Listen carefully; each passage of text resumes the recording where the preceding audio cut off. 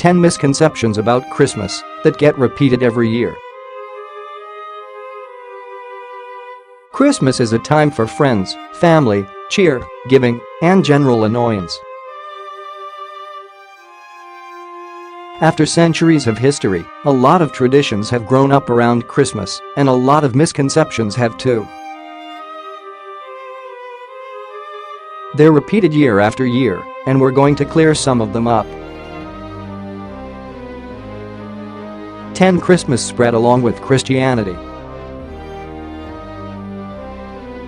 The oft-repeated story is that as Christianity spread, it engulfed the ancient pagan ways and holidays, converting but letting people keep their celebrations and their holidays.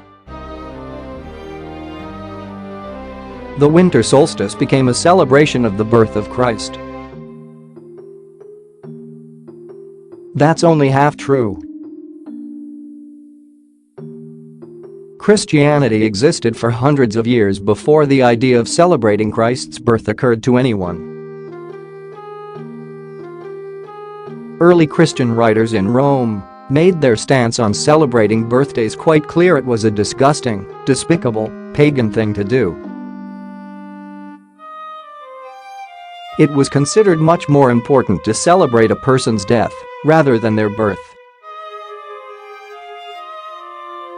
That's one reason that Easter and Good Friday came first, along with the feasts of the saints. The first reference to the date of the birth of Christ came in the year 200. An Egyptian text listed it as May 20. Other contemporary texts give other dates, but they agree that it was sometime in April or May. Only in the middle of the 4th century did a Roman almanac give Christ a December 25 birthday based on interpretation of a gospel, and the celebration took a bit longer than that to catch on. By the 17th century, Christmas was in a form that would at least be of passing familiarity today. There were presents, carols, plays, and mummers, and lords would open their doors to the poor in a show of generosity. But this was all absolutely forbidden by the most religious Christians. The Puritans didn't just forbid the celebration because it wasn't as somber and religious as they hoped. They called it downright heretical, citing, correctly, that there was no biblical precedent for it. And they even won. Christmas was cancelled in 1647. 9 Christmas replaced a pagan holiday. As we said, the popular story is that Christmas is December 25 because it replaced the winter solstice and allowed pagan worshippers to keep their celebrations. But intriguing evidence refutes this idea. One theory connects the date with a declaration from the Roman Emperor Aurelian, which established a feast day for Sol Invictus, or the unconquered sun. However, Aurelian was definitely anti-Christian, and his declaration happened after Christmas had already been established. Also, when Christmas began, Christianity wasn't gently stepping into the pagan realm that it was trying to replace. In fact, it was trying to distance itself from pagan worship as much as possible. The two wanted nothing to do with each other, and Christianity wasn't catering to or accepting anything of the pagans, who were conducting sacrifices and violently persecuting them. Gradually, pagan traditions were accepted into Christmas celebrations, but not till the 12th century was that put forward that the reason Christmas falls on December 25th. So where did the date come from? Christ was said to have been conceived and crucified on the same date. That was on March 25th in the Roman calendar. 9 months after March 25 is December 25. 8. The North Pole is an icy fortress. According to the US Navy and their research on the Arctic, the North Pole could be completely ice-free as early as 2016. That's 84 years sooner than other estimates have projected, and that means Santa's toy factory and summer home is going to make even less sense than it currently does. The Navy's estimates are based on the average temperature of the Arctic warming much faster than the temperature around the rest of the world. Other organizations, like the Ocean Institute at the University of Western Australia, agree. The massive jump in melting at Santa's lair is partially because of methane aerolist into the atmosphere due to further ice melting at the East Siberia Arctic shelf.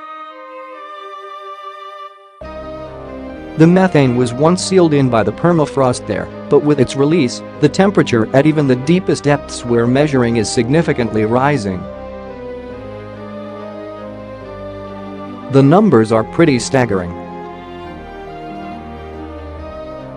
Since 1980, the Arctic has lost about 40% of its sea ice. Pretty soon, we'll have to come up with a new story for where Santa lives, along with having to deal with some rather more serious consequences of the melting ice cap.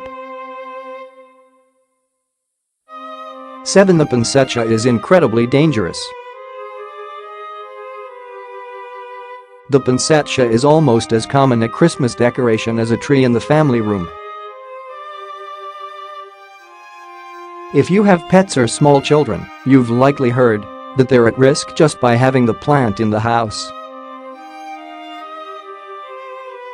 The poinsettia is highly toxic and extremely poisonous, according to common belief.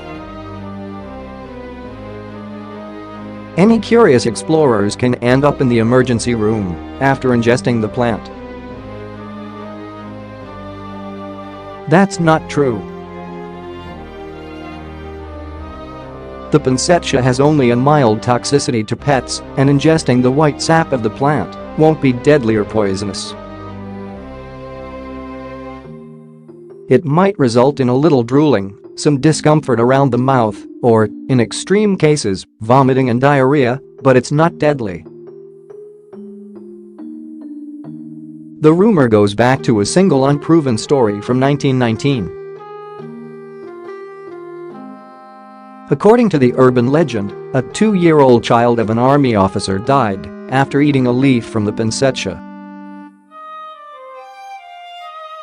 The story has never been established as real, and organizations like the U.S. Consumer Product Safety Commission have found no reason for the plants to even carry warning labels.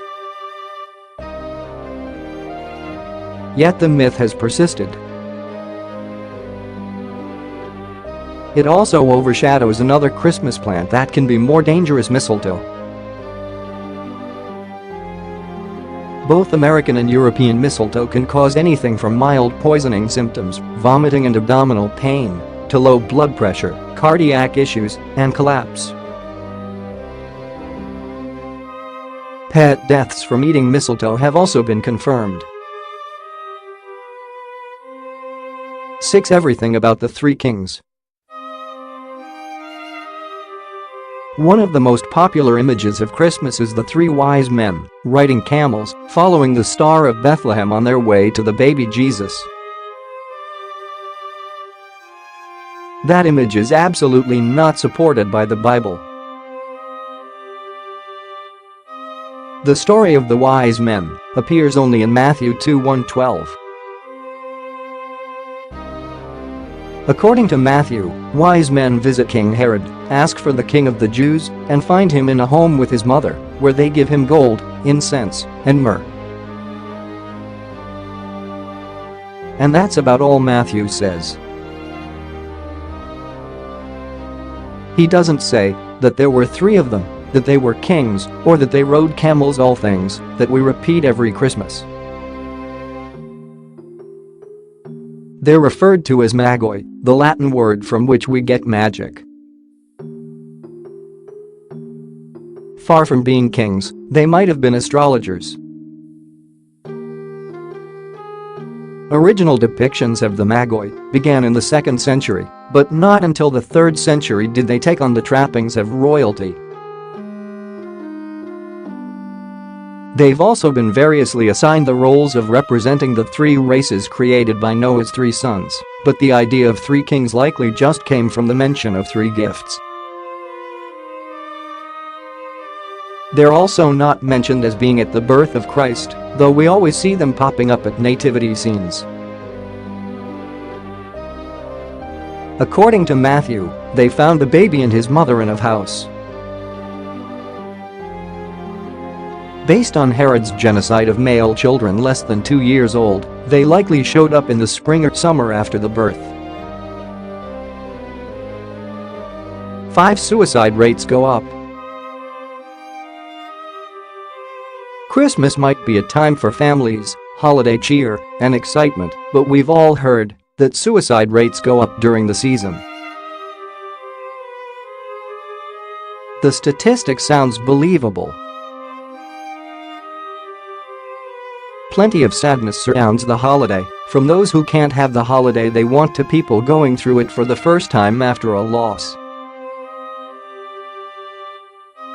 The University of Pennsylvania and the Centers for Disease Control and Prevention have found that, actually, the opposite is true.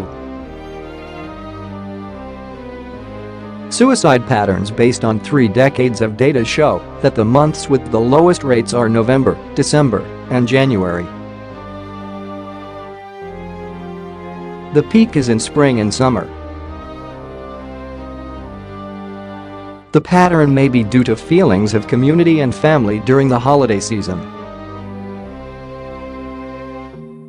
We see friends and family whom we might not see at any other time during the year, so many people with suicidal thoughts have an emotional support group during the season. That said, a person has a higher chance of dying on Christmas or on New Year's Day than on any other day, but not from suicide. Many deaths on these days are due to respiratory diseases, digestive diseases, and cardiac distress. University of California researchers suggest several reasons for this. Holidays put extra stress on the body. Hospitals, emergency care clinics, and emergency rooms are generally understaffed during the holidays. Plus, people often skip hospital visits on these days, reluctant to interrupt family gatherings with their emergency. 4. Christmas trees are an environmental issue. Should you buy an artificial tree or a real one? Proponents of the artificial tree point to saving a real tree's life, reusability, and the lower carbon footprint. Those who swear by real trees say that farm-raised trees are destined to end their lives decorated with tinsel and ornaments, and a real tree's environmental contributions, while growing, are greater than the costs of manufacture. Both camps are wrong. Or, depending on your point of view, both camps are right. There are pros and cons to the use of each. Real trees provide a whole host of benefits while they're growing, absorbing carbon dioxide and such, while the manufacture of artificial trees dumps a whole host of chemicals into the atmosphere. But if you have to drive miles and miles to find the right real tree, that negates much of the good it's been producing. If you use an artificial tree for years and years, that's good. But buying a new artificial tree every few years means that you're not doing the environment any favors. Because most trees cut for Christmas are from farms that grow them just for that purpose, it's not like you're adding to a deforestation problem. Then, Factor in that Christmas tree farms add to green space and provide homes for small animals and birds, but also often require the use of pesticides and other chemicals. Ask experts, and even if they're the executive director of the pro-artificial tree American Christmas Tree Association with good reason to be biased, they'll likely shrug and say it doesn't really matter. Either might be a tiny bit worse environmentally depending on your specific circumstances. In the end, ride your bike to work for a couple of days and you'll make up any difference one way or the other. 3. The moons in Christmas scenes. Take a look at your Christmas cards. They're probably scenes of children out caroling, riding in a sleigh, or unwrapping their gifts. Now look at the moon in them. Any card or image with a waxing or waning moon is probably wrong. That moon isn't high in the sky until about 3 a.m., so unless the fun-loving Christmas scene happens at that ungodly hour, it's wrong. Dutch astronomers examined cards in 2011 and noted that America tends to get it the most right, but only because American images tend to depict full moons that are in the sky throughout the night. Overall, 65% of images were incorrect. The moon isn't the only common Christmas sight that's often wrong. Christmas is a bad time for the snowflake, which is often depicted as going against one of the fundamental laws of nature. Snowflakes can only be hexagonal, but many flakes seen on everything from Christmas cards to wrapping paper are depicted with the wrong number of sides. We've had photographs of snowflakes since 1885, so we don't have much excuse for getting this one wrong. 2. The classic nativity scene. For something so closely linked to the religious meaning of Christmas, the nativity scene isn't at all biblically accurate. 2 Gospels talk about the famous scene, Luke and Matthew. Matthew, as we mentioned, describes the wise men. Luke mentions shepherds going to see the newborn baby. But the two groups were never together at the same time, there's no specific mention of animals, and the Gospels say nothing about an angel witnessing the birth. The images of the nativity scene come from early art that took some liberties. Lived nativities only began in 1223, when St. Francis of Assisi staged the first one. At the time, masses were Latin and inaccessible to most people. Instead of learning about the Bible in church, they learned about it through plays like the Nativity. 2 animals in particular are almost always included in the nativity scenes: the donkey and the ox, neither of which are mentioned in the Bible. In early depictions, they warmed the baby with their breath and their body heat. But in other paintings, they seem to be acting a little less respectful, especially well into the Renaissance period. In some manuscript illuminations, they try to eat the clothes and blankets of the baby, and on the roof of Nantwich Church in England, they're wholeheartedly fighting over the blankets. It's thought that the donkey came to represent the Jews' doubters of the divinity of Christ. 1 Santa's reindeer. Santa Claus, or so we are told, was based on the original figure of Saint Nicholas. But flying reindeer don't quite fit with the idea of a kindly saint. According to Sierra College professor John Rush, that's because the reindeer weren't added as part of a Christmas story or in relation to Saint Nicholas.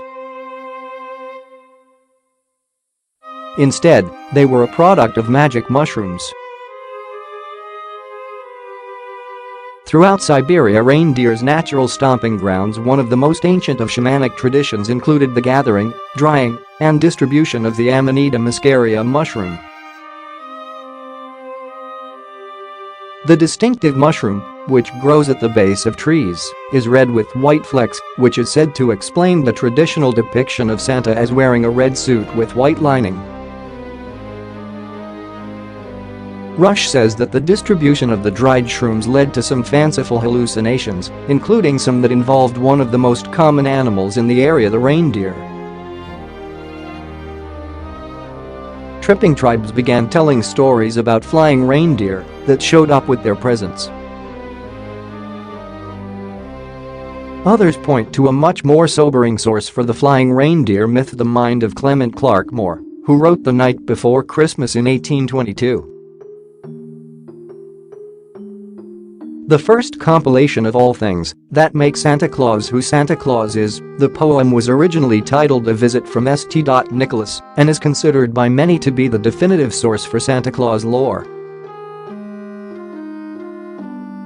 But he had to get the idea from somewhere, right?